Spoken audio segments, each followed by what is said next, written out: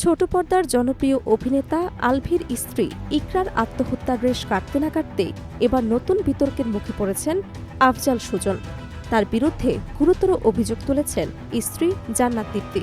সামাজিক মাধ্যমে তিনি প্রকাশ করেছেন, দীর্ঘ ৬ বছরের সংসার জীবনে তিনি শারীরিক ও মানসিক নির্যাতনের শিকার হয়েছেন।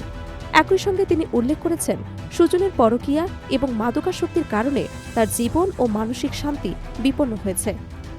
দীপ্তি বলেন, দুনিয়াতে কাউকে বিচার দেওয়ার মতো মানুষ নেই আমার।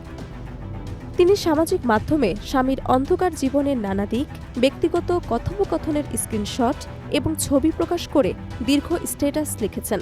ফেসবুক লাইভে প্রায় ১ ঘণ্টা ধরে তিনি খোলাখুলি অভিযোগ করেছেন এবং নিজের অবস্থান পরিষ্কার করেছেন। জান্নাত দীপ্তি অভিযোগ করেছেন, সুজন মডেল সুমাইয়া খন্দকার তৃষ্ণার সঙ্গে পরকীয়ার সম্পর্ক বজায় রেখেছেন। প্রমাণ হিসেবে তিনি প্রকাশ করেছেন দুইজনের মধ্যকার অশালীন কথোপকথন ও আপত্তিকর ছবির স্ক্রিনশট। একই সঙ্গে নিজের শরীরে আঘাতের চিহ্নের ছবি পোস্ট করে তিনি দেখিয়েছেন, দীর্ঘ ৬ বছর ধরে তিনি প্রতিনিয়ত শারীরিক ও মানসিক নির্যাতনের শিকার হয়েছেন। অভিযোগের তালিকায় আরও উঠে এসেছে সুজন মাদকাসক্ত। গর্ভকালীন সময়ে তিনি অন্য এক নারীর সঙ্গে প্রায় ৪ থেকে ৫ মাস লিভিং সম্পর্কে ছিলেন।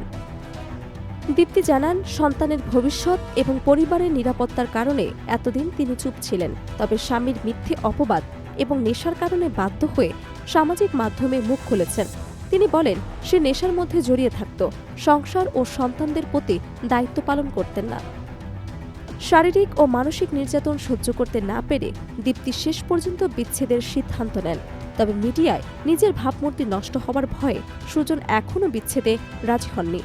বিষয়টি নিয়ে সামাজিক মাধ্যমে ব্যাপক আলোচনার মুখে পড়েন সুজন। অভিনেতা এ বিষয়ে এখনও কোনো মন্তব্য করেননি। এদিকে মডেল সুমাইয়া খন্দকার তৃষ্ণা সামাজিক মাধ্যমে নিজের অবস্থান পরিষ্কার করেছেন। সুমাইয়া বলেন, সামাজিক মাধ্যমে ছড়ানো স্ক্রিনশট এবং অভিযোগগুলো সম্পূর্ণ ভিত্তিহীন। তার দাবি, সুজনের সঙ্গে তার কোনো অনৈতিক সম্পর্ক নেই। তিনি কোনো বিবাহিত পুরুষের প্রতি আগ্রহী নন।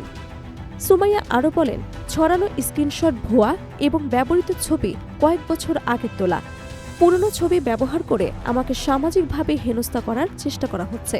শুধুমাত্র সাধারণ চ্যাটিংকে ভিত্তি করে পরকীয়ার অভিযোগ দেয়া অন্যায়। তিনি উল্লেখ করেন, ভবিষ্যতে এ ধরনের হয়রানি অব্যাহত থাকলে প্রয়োজনীয় আইনগত ব্যবস্থা নেওয়া হবে। এই ঘটনার মাধ্যমে দেখা যাচ্ছে ছোট পর্দার তারকা ব্যক্তিগত জীবনের অন্ধকার দিক। দীপ্তি ও সুমাইয়ার উভয় বক্তব্য প্রকাশ করে বিষয়টি কেবল পারিবারিক বিবাদ নয়, সামাজিক ও আইনগত দিক থেকেও গুরুত্বপূর্ণ হয়ে উঠেছে। সামাজিক মাধ্যমে ভাইরাল হওয়া এই বিতর্ক অনলাইন দর্শকদের নজর আকর্ষণ করেছে এবং ছোট পর্দার অভিনেতাদের ব্যক্তিগত জীবন, নৈতিকতা ও সামাজিক দায়িত্ব নিয়ে নতুন বিতর্ক উত্থাপন করেছে।